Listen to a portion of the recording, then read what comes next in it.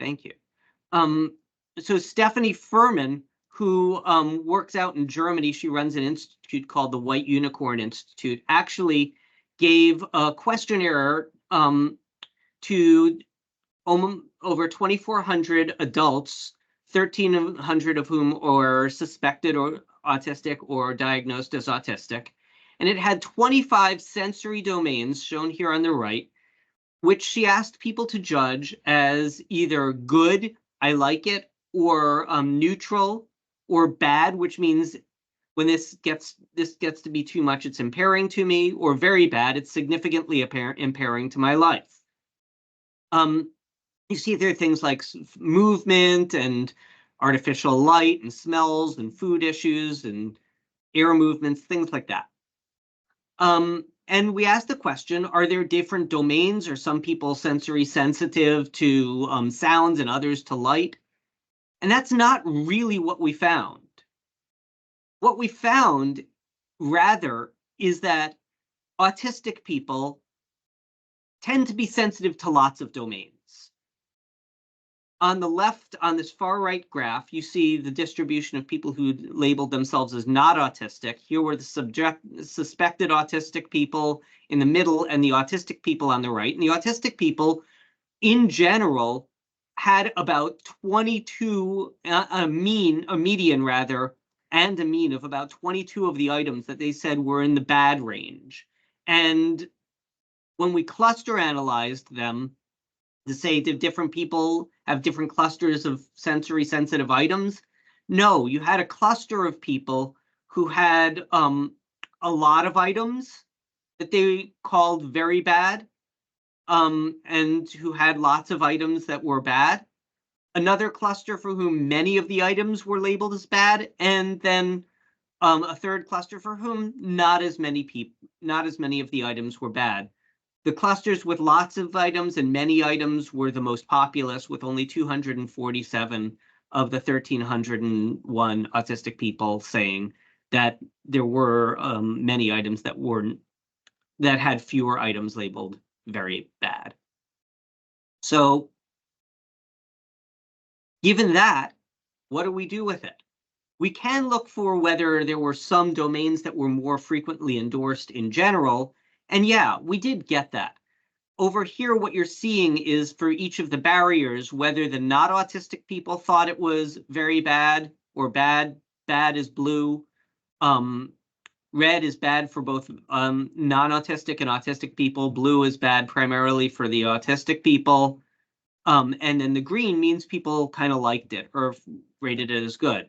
And what you're seeing is there were some domains like noises and smells and large number of stimuli that autistic people very reliably endorsed as very bad, and other sensory domains like shapes and patterns, which were judged as positive and maybe rescues, in that it was sensory if you are otherwise overwhelmed, concentrating on patterns and shapes might actually improve your level of reactivity.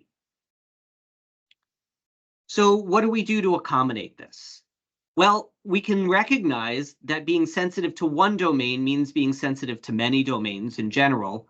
And a quarter of our autistic people say that when sensory loads are too high, they just can't function. They had these endorsed a lot of very bad items. So that says to me, we could consider accommodating overall sensory load. It's not just let's paint the walls white, as much as look at overall sensory processing that is required of someone and how much work would they have to do to exist in an environment. And when you're thinking about your environments, saying, gosh, if lower sensory load means for a lot of autistic people, and actually a lot of non-autistic too, higher functioning, can I reduce the level of ambient noise? Can I make there be less visual distractions? Can I eliminate some weird smells?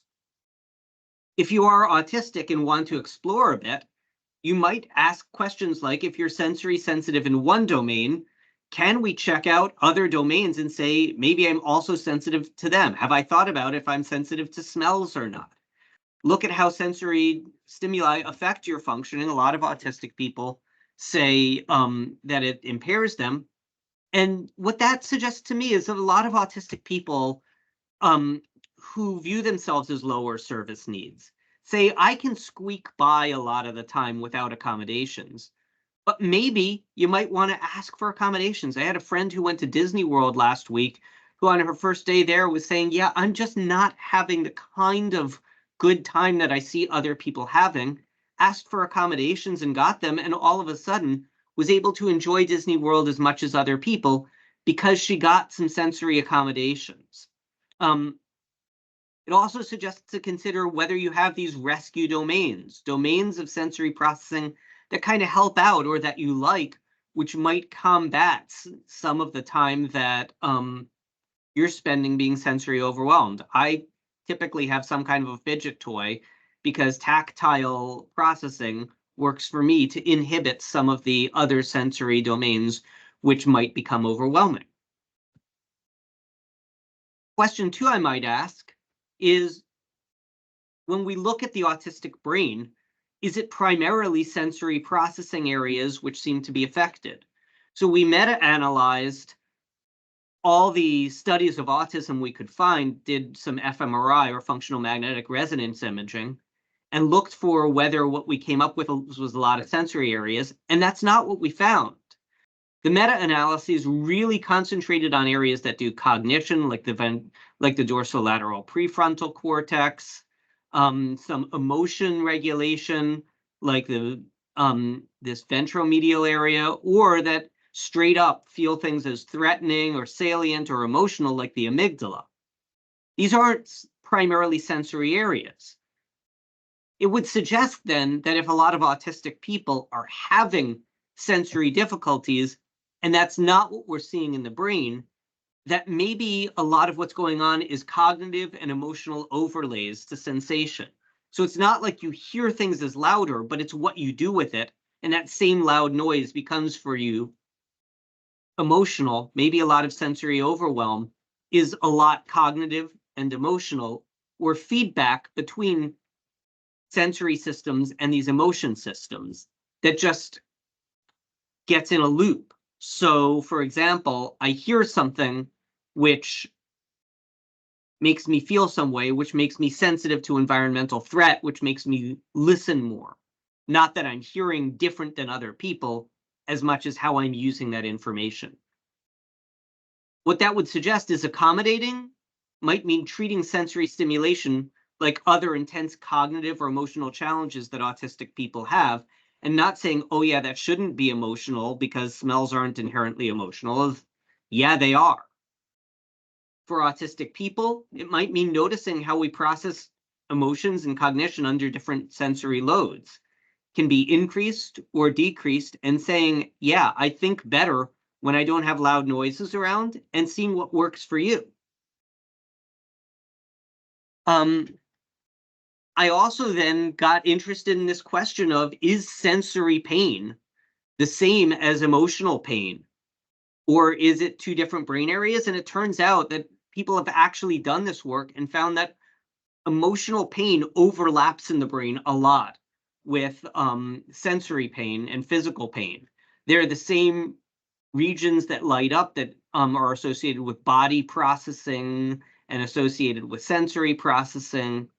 So accommodations then can consider treating sensory sensitivity and emotional pain like any other pain condition, and don't say, yeah, that sensory processing shouldn't for you be painful. Probably actually is. For autistic people, it could mean exploring a bit. What if we were allowed to say sensation's painful? What if we actually didn't have to stigmatize that? Would we treat it differently? Another question that provokes is sort of the flip side. Does that mean emotional pain can be sensory pain? And turns out everything we've seen says yes, if they're activating the same brain areas, then it's very similarly processed. Carla Mazevsky, who's here at Pitt, did a really nice study where we showed people emotional information, and we got brain areas like the insula that are involved in body processing that were more active and more sustained in activity for autistic compared to non-autistic people. The accommodation then when autistic people have body reactions to emotional stimuli, it's exactly what you would expect, and allowing for interference. So when we get very emotional, it's no wonder we might have trouble hearing or missing visual cues, because it is actually these same brain areas that are recruited. And if you've ever tried to count backwards from 100 while you say the alphabet backwards and you can't do it, that's because you can't use the same brain area for two things at once. So understanding that we could get that interference when we become emotional with other sensory processing. We did just publish an article on what we called affective audiology, which suggested that audiologists could regularly assess people's emotional state, because that's going to interfere with their hearing. And we're doing the experiments to confirm that. Autistic people might ask then, where in your body do you feel emotions? Can you use tricks that work for sensory processing to deal with high emotional environments, like, for me, fidget toys, or getting to a low sensory environment? Another question we could ask is, what does emotion have to do with sensitivity to eye contact? We know that autistic people are often quite sensitive to eye contact. And it turns out that forcing eye contact increases activity in emotion areas, the amygdala, in autistic people. This was something that was first noticed by Richie Davidson's group a few years ago.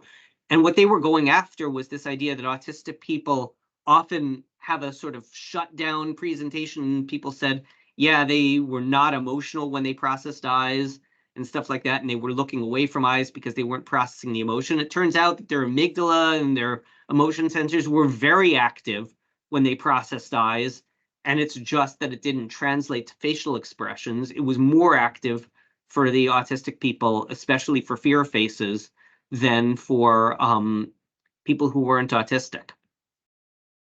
Accommodation would be understanding that when autistic people look away, that may not be revulsion or dislike of you. It may just be that's how they cope, and they can process what you're saying better if they're not looking at your eyes. Being intentional about eye contact with an autistic person might actually be helpful for them, and not forcing that eye contact. For autistic people in safe environments, it may be interesting to see how your reactions change with or without eye contact, and to explore that with a safe person and see how you can use it. If you need to erase your arousal, like you're bored or something, you could look at somebody's eyes a little more, or you can decide what story to tell about it. Turns out that arousal is arousal, and if you see somebody's eyes and your amygdala fires, you could say that means I'm very afraid and upset. Or it might be you could say, I'm very excited about this. And I've had some autistic people be able to recalibrate what it means to look at someone's eyes when they say, yeah, that means I'm very excited about this person I'm looking at, and just process that information differently. For other people, it still is too painful. Another question we could ask then is, if you show an autistic person a stimulus like eyes and a face for a very brief time, and that sensory stimulus goes away, does the brain quiet down immediately? And the answer we came up with over and over in experiments is no, it just doesn't. Here's what brain processing indexed by pupil dilation for people who are not autistic, and then in red is our autistic people, where we showed the face for half a second, and then 8 seconds later, we're getting sustained reactivity. Depressed people have an even more sustained and increased reactivity to faces for a long time. Just because the stimulus is gone doesn't mean the reaction is over. I can liken this to work in the animal literature, where if you shock a rat's foot, that rat has sustained amygdala for activity for the next 4 hours. So for our autistic people, it might suggest it's useful to learn your de-escalation patterns and times. When you get tweaked, how long do you need? And not impose on yourself this idea that just because the person who made you upset or the sensory thing that made you upset is gone, you should be done with it immediately. Look at your individual time that you need to come back and learn to start taking that or requesting that. Another question we could ask about sensory sensitivity is why so many autistic people become so disoriented with high levels of sensory information. The phenomenon here is that autistic people often will, for example, walk into a supermarket and there's blaring, blooming, buzzing world coming at them, and they forget what they're supposed to buy. Why would that be? And what I'd point to is this lovely experiment by Kolodny's group, where they showed people low and high contrast gradients. And when they showed them higher contrast gradients, just more visual stimulus, what they found was desynchronization between areas that perceive visual information and areas that integrate that visual information. So you stop putting together visual features when you're autistic in the presence of that high contrast information. And the higher the contrast was, the more the desynchronization happened. Accommodation then, with higher sensory load, it may help autistic people orient more and realize that it might be harder for them to stay on task. So we've got to work harder to stay on task, or just allow a little for there being differential load and a little more effort necessary to stay on task. So give people a break as they're working to do that in a high sensory environment. Autistic people might be interesting to say, what if high sensory processing allows us to flip out of stuck states? That is to say, suppose we're ruminating. What we know is that high sensory load helps us to desynchronize and get out of those stuck states. I've actually talked to a bunch of autistic people about this, and who use loud music, for example, or high sensory information to reset themselves when they start ruminating. It's not something I've seen a study on yet, because everybody seems to say, oh yeah, for autistic people, if they're tweaked, you want to give them low sensory environments. But that is not what the autistic people I've talked to are doing on the ground. And I think that's a fertile area for research. I'm going to show you an experiment we did with this. And towards that end, we can ask the next question: what do neural reactions to sensory stimuli have to do with the actual lives of autistic people? That would mean doing something fairly unconventional and measuring autistic people's brains, and then actually talking to them about their experiences and caring about their lives. Carla Mazevsky, who's here at Pitt, has put together this wonderful Autism Center of Excellence, where we get to measure people's brains and talk to them about what went on during their brain scans. And then we ask them about their lives every day for the next 2 weeks with ecological momentary assessment. That's a project being led by Laurie Scott and Lauren Bielsma.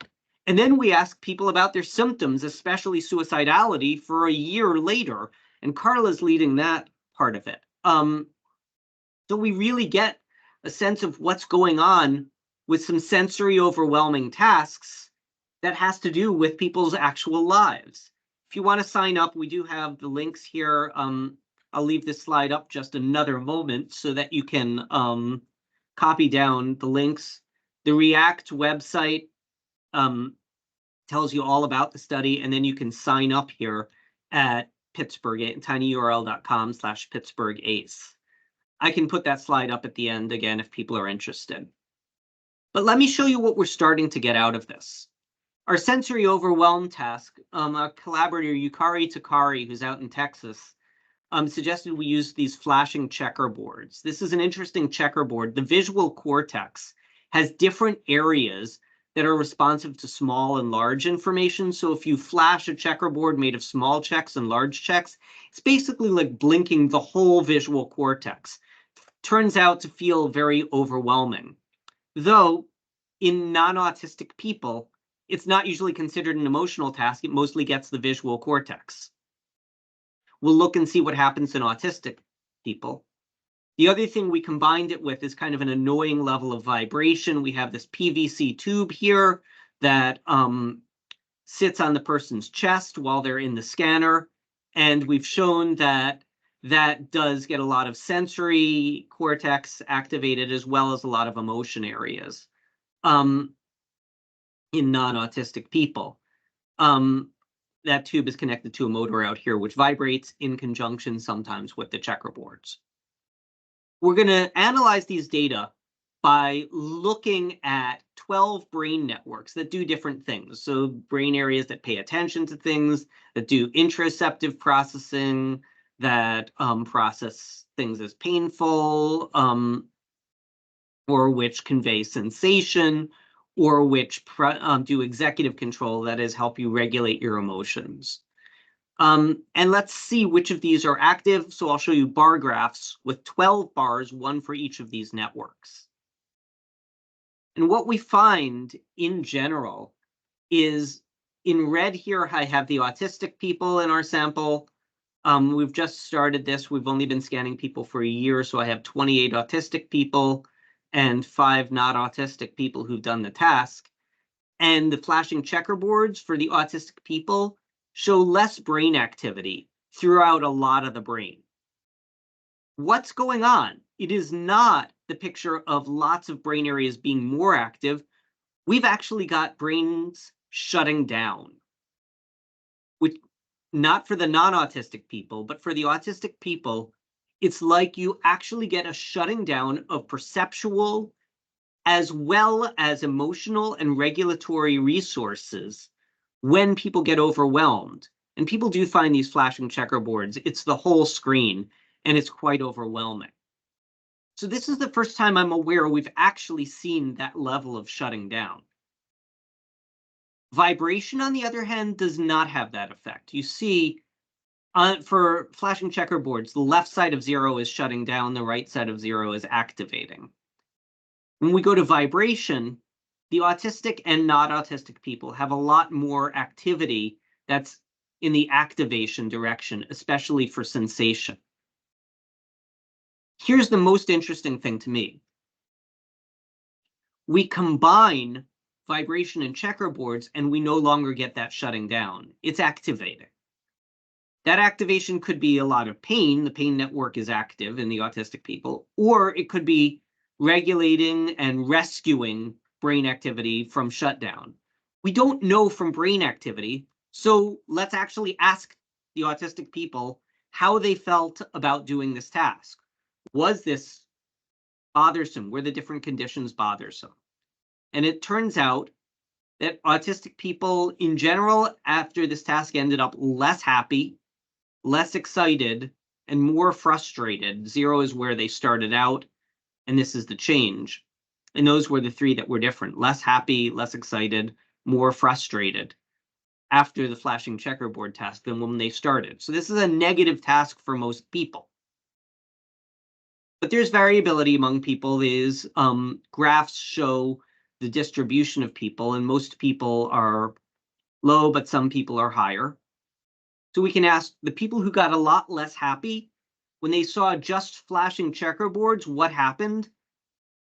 Well, the people who got happier, and there were some people who got happier, the people who got happier had more activity in the visual cortex areas associated with just perceiving that information. The people who got less happy had less activity.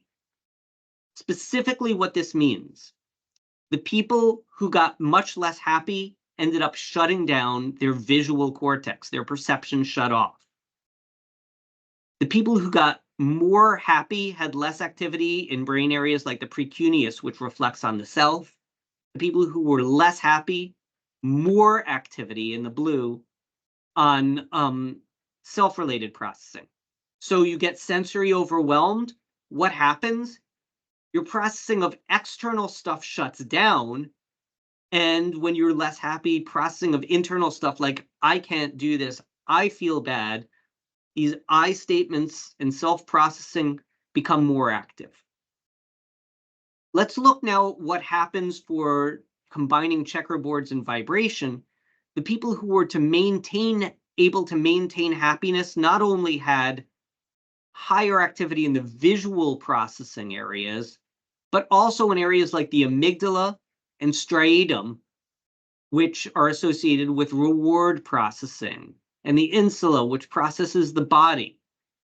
So people who became less happy, actually less able to do reward processing, less emotion, less body processing. It's more of a dissociation picture. Perceptual and emotional processing all go away, and it's all just this I stuff. Vibration has the potential to restore activity, though, in striatal and amygdala areas, the emotion areas. I wasn't satisfied to look at the group level. I wanted to hear what actual autistic people said about this. So we talked to some of our subjects. Here's a subject number 100518, whose brain actually had lots of decreased activity to flashing checkerboards, to vibration throughout all these networks, and to the combination. And what they said is, yeah, I felt like I shut down during the task. And they also told me I spend a lot of time in my room with the lights off. So this is a person who often will shut down sensory stimuli. Here's another person who did lots of shutting down. And they told me, I went to a wedding recently with the speakers on a dance floor, and I felt like crying. When I removed myself, then I felt normal again, because vibration, checkerboards, whatever, it's all overwhelming, and I shut down. Here was a different person whose brain had a lot of this negative going activity for the checkerboard. Vibration activated the brain. And in fact, you combine the vibration with the checkerboards, and you restore activity in areas like the task network and the attention network, which are associated with emotion regulation, and interoceptive network, which is associated with perceiving the body, and that amygdala comes back online. And it said the checkerboards were almost painful, so much stimulus. The vibration was not very annoying. And this was a person who told me they do use fidget toys. And so vibration not being annoying might rescue some of that perceptual sensitivity. Here's another person who had a very similar pattern. Brain largely decreased in the reactivity throughout a lot of networks for checkerboards, but increased for vibration, and those increased were preserved when we added the vibration to the checkerboards.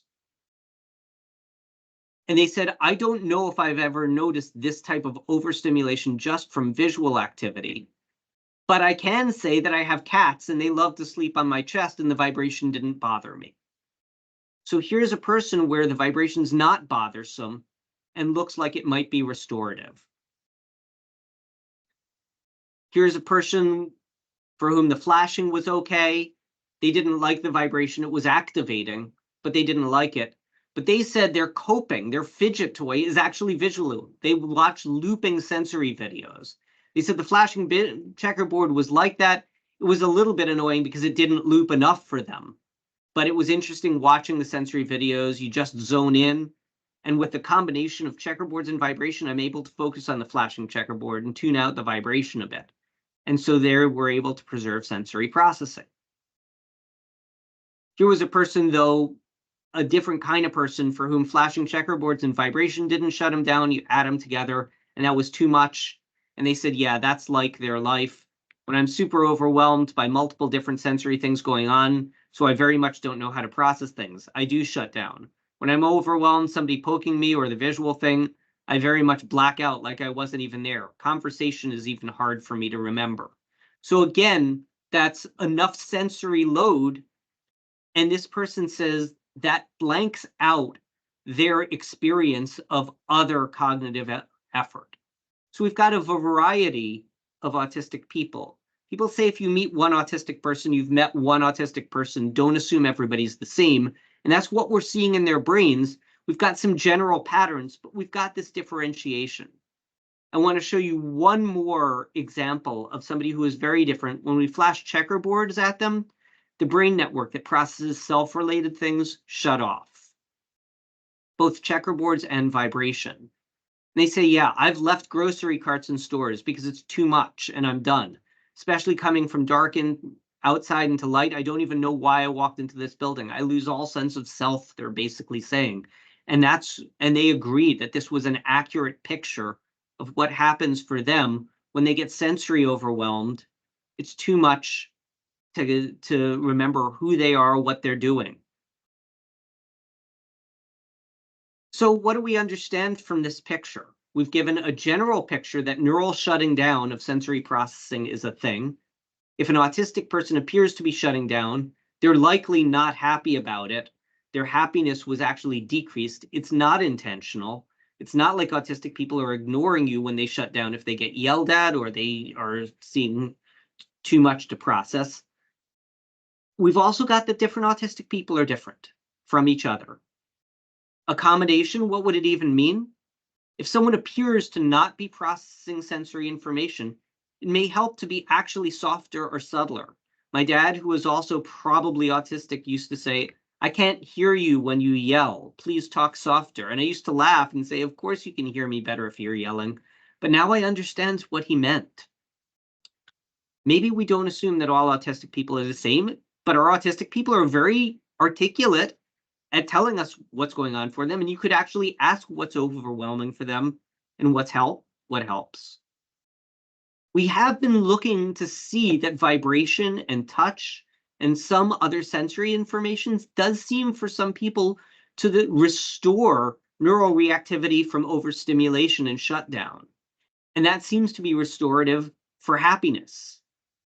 Many participants compared vibration to stimming.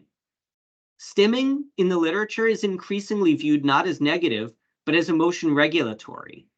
I really like this formulation from Pelicano and Burr from 2012, which is it provides a familiar motor sensation in the context of novel or overwhelming stimuli. That is something for me to lock onto in the context of just waves of unfamiliar and difficult things coming in. So maybe accommodation, we could be okay if people are stimming. And not stigmatize it. There's a lot of effort that people put into masking so they don't have to stim in public. And maybe if they didn't have to do that, they could go back to using a regulatory strategy which works for them. We've also found in many experiments now that vibration seems to be regulatory for people who are not autistic. For example, people with PTSD have said that when we give them a watch that just vibrates when we ask it to, it helps them return from shutdown states, and it helps them focus and regulate their emotions, and actually even helps them sleep better. And a bunch of postdocs from my lab went and turned this observation into a company called Apollo Neuroscience. I have nothing to do with the company, but they're now marketing watches that vibrate. We're doing other studies. This is one we're doing with Nagar Fani out in Emory, where we take people who dissociate, who lose sense of their body when they get stressed. And it turns out vibration helps them to not feel numb. And every day they use vibration, they can actually learn to feel less numb when they're confronted with difficult things. Mindful awareness does that too, and syncing the vibration with their breathing helps maybe also. So there are strategies you can use to modulate your sensory sensitivity and use other sensory processing as regulatory. That takes a bunch of work. If you're autistic, what can you explore with this? It means you could consider your threshold for overstimulation and know that it might not be linear. You could be going and going and being activated and then shut down. Figuring out where that is for you might be useful. And figuring out how overstimulation might affect you could be useful. When you're not happy, ask the question, could I be overstimulated? Could getting to a lower stimulus environment and waiting a while, could that be useful? Looking for what are your rescues? What helps you stay in the room to enjoy sensation? Considering cross-modal stimming is a thing. Maybe vibration, toothbrushes, massagers, or these reactive or non-reactive wearable subwoofers are a thing. This is the Apollo one. There's also a company called Woosier that just makes a subwoofer that sits on your chest that vibrates when you play sound at it. Okay, I want to leave time for us to actually have a discussion. So I'm going to finish up and give you my take-home thoughts from where we've been today. First, just understanding the phenomenon. People who are sensory sensitive tend to get it. We asked a questionnaire, we got answers. People know they're sensory sensitive. Autistic people know themselves, they understand what's hard and what's sometimes helpful, and their stories are echoed in their brain activity at an individual level. The person who says, I shut down, actually we're seeing that. So we are validating people's personal narratives. And I think this is important because autistic people so often are told, yeah, I don't get it. That's just something you're making it. No, we're seeing this in the brain. And you can come see that too. Shutting down is a thing subjectively and neurally. So is sensory rescue.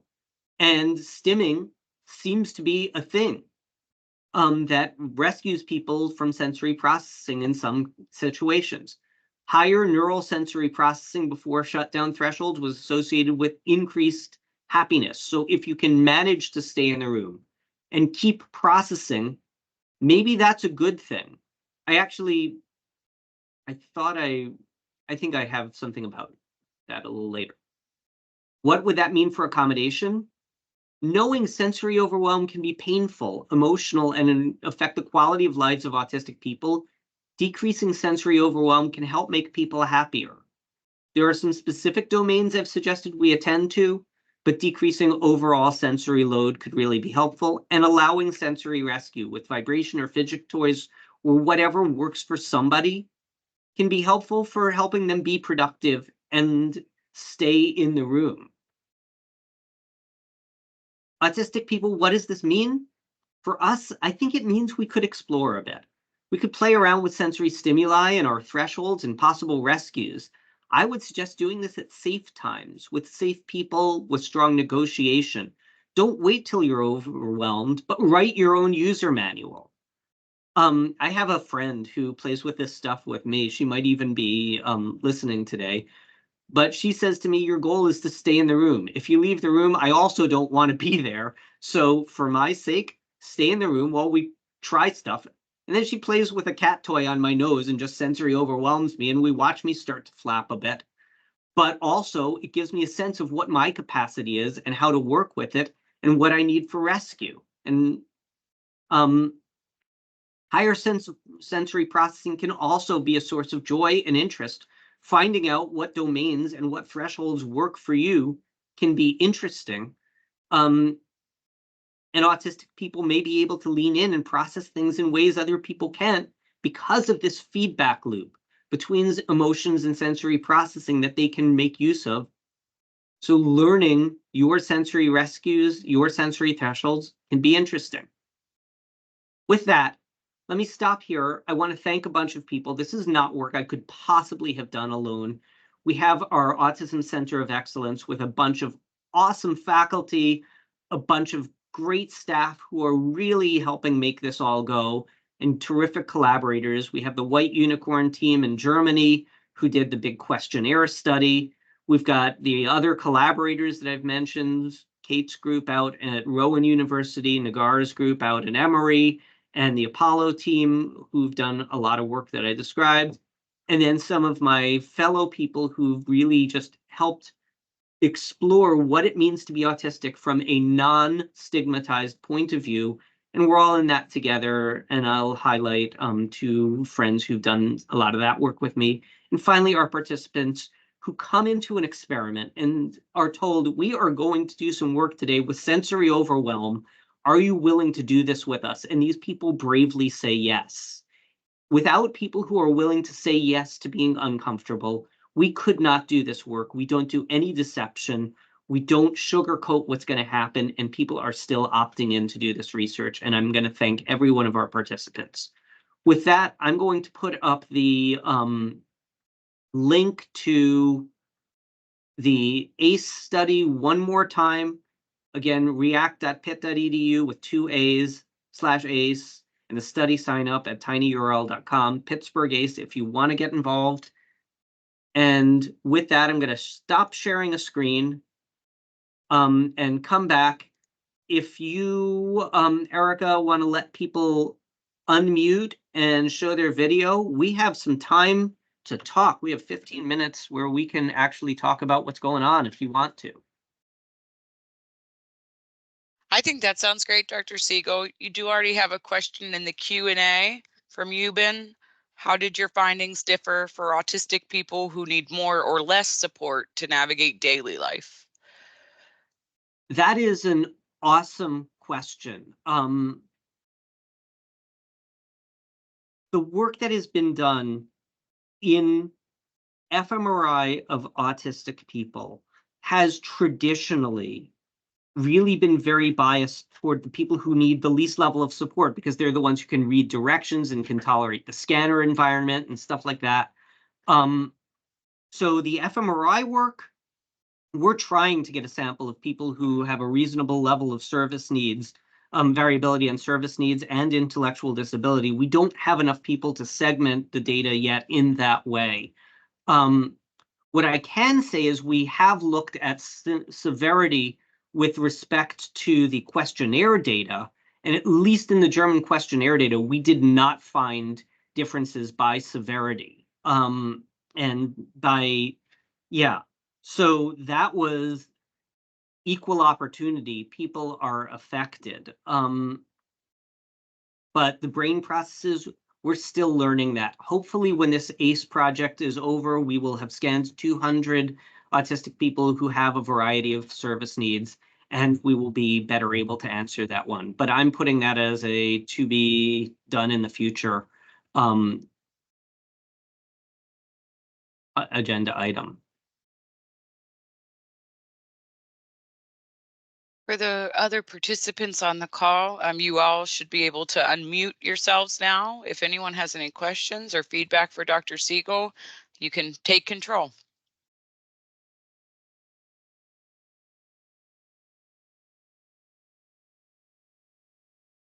So we've got Mary Nick Oakley says this was very interesting. Oddly enough, as we started looking at the types of stimuli in the beginning, just looking at that list made me anxious. Yeah. I would echo you and say that that is something I also feel every time I look at that list. It's a lot of things coming in at once, and it reminds me of all the different stuff I might experience, and it is a bit overwhelming. So yeah, that seems very reasonable. Stephanie Furman from White Unicorn has unmuted and is showing video. Did you have a question or thought? I wanted to. Yes, I had, but I'm sorry. It's too difficult to tell. I'm very thankful that so many different angles come together to show something in pictures what once was just a thought or feeling, and when I see it 1 hour, it makes me really happy. Yes, thank you very much. Thank you, Stephanie, and thank you for collecting that amazing data set where you've actually asked so many people what's going on for them and given voice to people whose voices are often neglected. Tammy, you've unmuted. Please feel free to ask a question. Yes, I'm interested in, kind of therapies for children who are autistic and kind of moving away from that arm of behavior-based, that Lovas and Skinner and behavior-based psychology, and looking more into developmental psychology, relation-based psychology. And this looks like this is more in that maybe Greenspan. And do you see this research kind of being evidence-based on those kind of practices, that maybe one day we could have those services as evidence-based practices that could be covered by insurance, that families could have those options for their children, so that children who have different levels of need could be reached as well, because I do really, I am the shopping cart person who walks out of the store. Yeah, precisely. So I do relate, and I am the person who was a TSS and working and could see how interventions with the sensory, emotional, relational interventions could really help. Do you see that unfolding as part of this study? Okay, so this is a really lovely question. This says, so traditional therapies in autism are really sort of almost exposure based. They are these therapies which say if you just throw sensory stuff at autistic people long enough, they will learn to tolerate or at least mask it so that they can stand to exist in difficult environments and not get everybody else upset around them.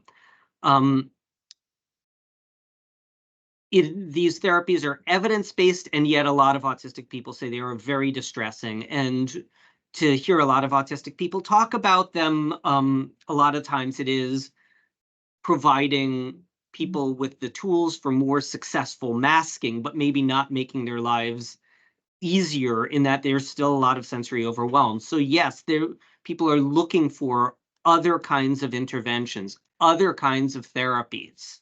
And I definitely see this work as pointing in some other directions besides just applied behavior analysis. You mentioned something like the Greenspan floor time approach, where you have people actually sit with autistic children, learn what's going on for them, and work with them and their idiosyncrasies. And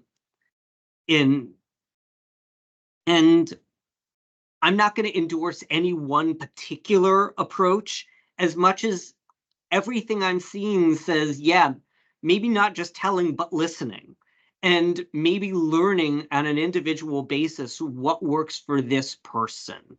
And oh yeah, this person communicates better in these sensory environments, so maybe accommodate that. Or saying, hey, look, there are these sensory things that restore your functioning.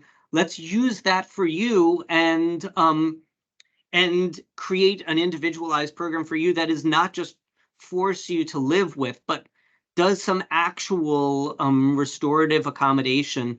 We call the vibration work emotion prosthetics. Give you, if somebody can wear glasses, why can't they wear something that vibrates as a prosthetic or something like that? So yeah, and I'm so sorry. I'm meant more developmental psychology rather than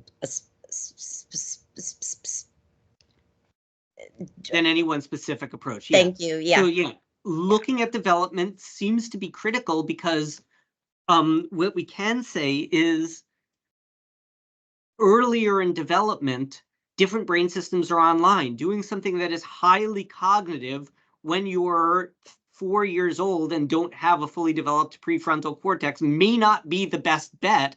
So how about we work with the systems that are online? And it turns out the sensory systems and these emotion systems are highly developed and highly engaged from a young age, which means you could be getting those feedback loops and think about interrupting them. But don't ask people to think their way out of it when they're 3 years old, because those systems are not online. So yes, absolutely, attending to development and developmental psychology has probably a whole lot, and developmental neuroscience has a lot to say for us. There's a hand up on view all. Oh, Kaylee. Hi, I don't know if my camera's working or my mic. Is it working? Kaylee, your microphone can is hear. working, not your camera. Okay, great. I kind of going off of Tammy's statement, I just wanted to this is a comment / a question. I just wanted to know if you have any experience working with like occupational therapists, because I'm an occupational therapist, but they are skilled at working with the sensory sensitivities without doing the whole full-blown like exposure. they could probably use more of a, person-centered approach and apply these kind of interventions. And I just kind of wanted to see if you saw anything with the future of this going towards working with an OT or something like that. I love that approach. There's a group out in Kingston, Ontario, who's doing lovely work with OT kinds of approaches in schizophrenia, where people tend to be overwhelmed, and they take a very different approach than exposure, as where they set up, for example, a little supermarket right in the room and have people just work on what would it take me to be able to put these items into this shopping bag, and go as slow as you need, look at what accommodations you need to be able to do this in a very OT way for people who do tend to get overwhelmed. And that work is just coming out lovely every time I see them published. So I think you're right on track with here's a discipline that is often not brought into the conversation, which could really profitably for autistic people be brought into the conversation. I would love to see you do more of this work with this community.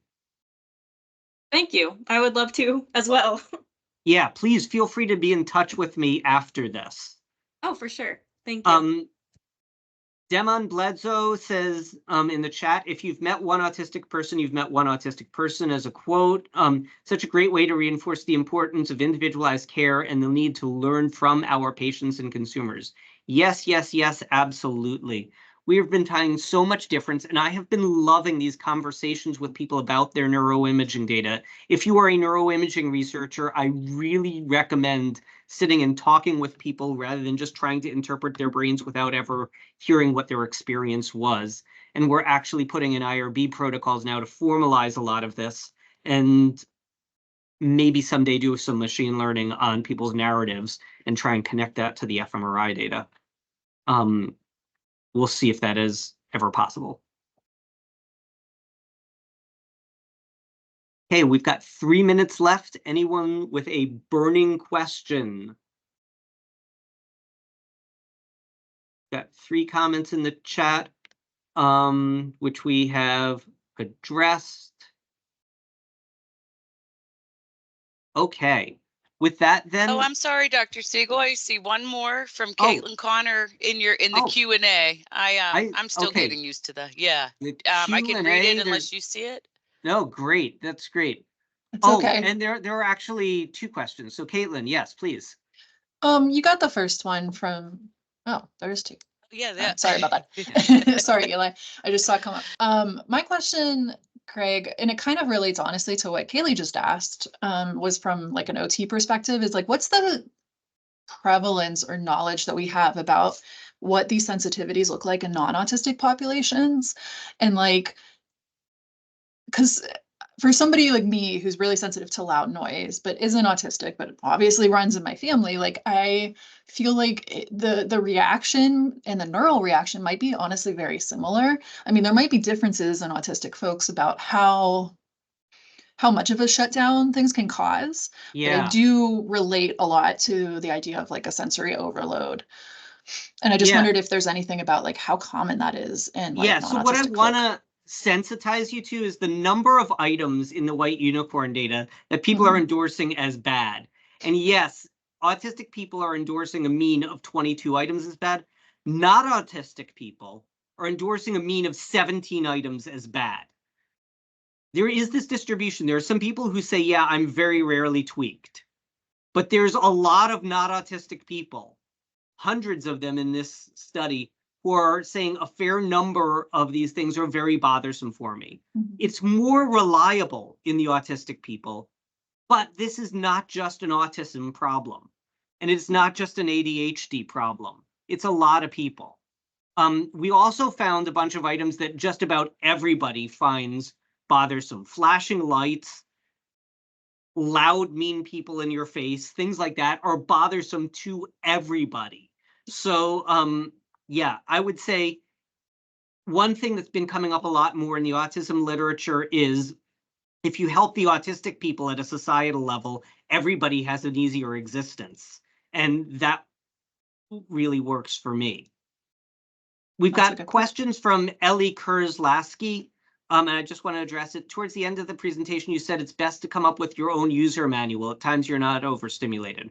What happens for those of us who are autistic and somewhat perpetually in that space of overwhelm, overstimulation, shutdown? Also, do you see neural differences between people who mask versus people who don't mask in the sense of subjective and neural reports of pain? So first, the masking one, I want to know this, and we will have that information, but we don't have it yet. We're only 30 some people into the ACE study. Give me another couple of years with it. What happens for those of us who are perpetually in that space? Yeah, so then no time like the present to write your user manual and don't wait to relax. That said, I'm not under any illusion. It's easy for me. Finding a friend who's willing to do some of this stuff with me has helped. Jim Cohn has done all sorts of work showing that amygdala and social anxiety systems decrease considerably if you're actually holding somebody's hand. So doing this work with social support may actually help to tolerate some overstimulation. People judge hills as less steep. They judge sensory things as less overwhelming when you have social support. So maybe working with a buddy on this or a therapist, as suggested before, may be useful. With that, it's 1 o'clock. Let people go for today. And thank you very much for coming. This has been wonderful. I love the Q&A. Please feel free to get in touch with me. My email is gsiegle@pitt.edu. That's gsiegle, SIEGLE@pitt.edu. I'll look forward to hearing from anyone who wants to talk to me. And thank you, Emma, for creating this lovely series. Thank you so much, Dr. Siegle. Please also feel free to reach out to me for the recording we have of the lecture series or information to get in touch with Dr. Siegle. I would absolutely love a link to the recording if you could send that out. Absolutely. Okay. Thank you. Thanks, everyone. I'll stay on for a bit, too. Emma, you need anything else from me? I don't think so. It was great. I really appreciate you. Oh, good. I'm so happy. I love doing this talk for Autism Awareness Month. I feel like we get a cross-section of people I don't otherwise get to talk to. Right. I know. We had a good turnout this year, too. Yeah. All right. Well, thank you very much. I'm going to sign off if that's okay with you. Thank you, sir. Yeah, absolutely. I'll get you the recording. Thank you. Okay. Bye-bye. Bye.